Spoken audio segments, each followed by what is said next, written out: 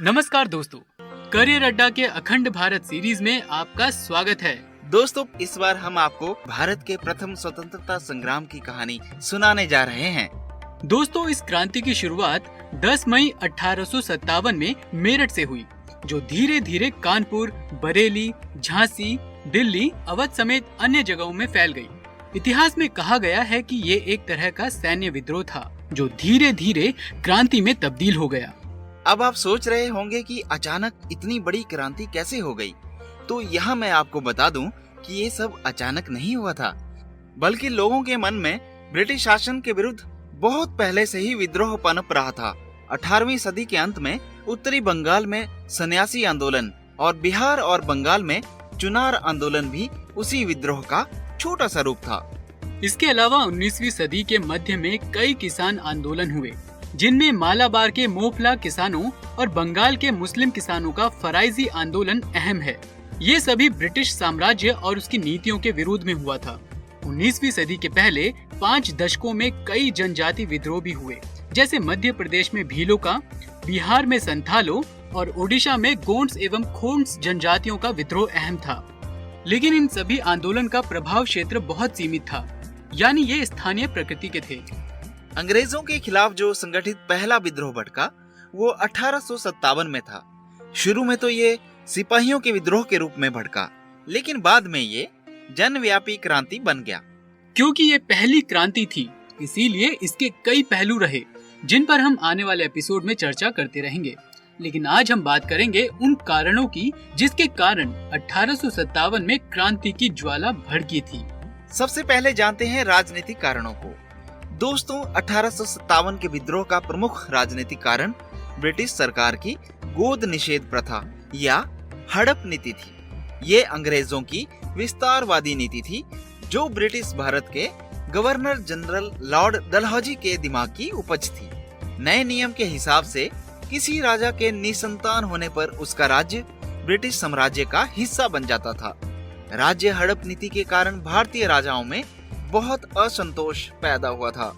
रानी लक्ष्मीबाई के दत्तक पुत्र को झांसी की गद्दी पर नहीं बैठने दिया गया। हड़प नीति के तहत ब्रिटिश शासन ने सतारा, नागपुर और झांसी को ब्रिटिश राज्य में मिला लिया। अब अन्य राजाओं को भय सताने लगा कि उनका भी विलय थोड़े दिनों की बात रह गई है। इसके अलावा बाजीराव द्वितीय के दत्तक पुत्र नाना साहेब की पेंशन रोक दी गई, जिससे भारत के शासक वर्ग में विद्रोह की भावना मजबूत होने लगी। दोस्तों, आग में घी का काम उस घटना ने किया जब बहादुर शाह द्वितीय के वंशजों को लाल किले में रहने पर पाबंदी लगा दी गई। कुशासन के नाम पर लॉर्ड डलहौजी ने अवध का विलय करा लिया, जिससे बड़ी संख्या में बुद्धिजीवी, अधिकारी एवं सैनिक बेरोजगार हो गए। इस घटना के बाद जो अवध पहले तक ब्रिटिश शासन का वफादार था, अब विद्रोही बन गया। सामाजिक एवं धार्मिक कारणों पर नजर डालें तो 1850 में ब्रिटिश सरकार ने हिंदुओं के उत्तराधिकार कानून में बदलाव कर दिया और क्रिश्चियन धर्म अपनाने वाले हिंदू ही अपने पूर्वजों की संपत्ति में हकदार बन सकता था। इसके अलावा मिशनरियों को पूरे भारत में धर्म परिवर्तन की छूट मिल गई थी। इस क्रांति के आर्थिक कारण भी थे। दोस्तों, भारी टैक्स और राजस्व संग्रहण के कड़े नियमों के कारण किसान और जमींदार वर्गों में असंतोष था।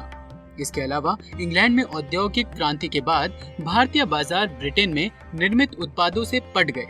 इससे भारत का स्थानीय कपड़ा उद्योग खास तौर पर तबाह हो गया।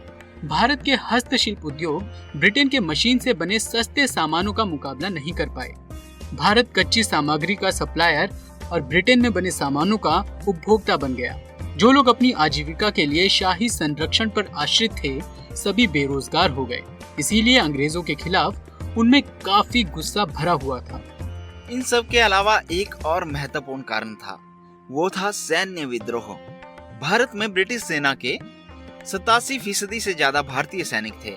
उनको ब्रिटिश सैनिकों की तुलना में कमतर आंका जाता था। एक ही रैंक के भारतीय सिपाहियों को यूरोपीय सिपाहियों के मुकाबले कम वेतन दिया जाता था। इसके अलावा भारतीय सिपाहियों को सुबेदार रैंक के ऊपर पदोन्नति नहीं मिल सकती थी। 1856 में लॉर्ड कैनिंग ने एक नियम जारी किया, जिसके मुताबिक सैनिकों को भारत के बाहर भी सेवा देनी पड़ सकती थी।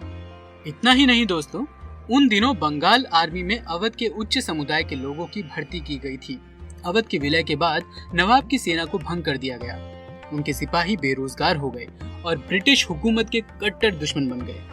1857 के विद्रोह के तात्कालिक कारणों में ये अफवाह थी कि 1853 के राइफल के कारतूस की खोल पर सूअर और गाय की चर्बी लगी हुई है। ये अफवाह हिंदू एवं मुस्लिम दोनों धर्म के लोगों की भावनाओं को ठेस पहुंचा रही थी।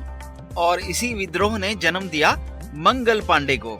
जी हाँ दोस्तों, ये वही मंगल पांडे थे जो पहले ब्रिटिश सेना का हिस्सा थे और बाद में उन्हीं का विद्रोह किया। लेकिन मंगल पांडे की पूरी कहानी हम अगले एपिसोड में सुनेंगे। नमस्कार।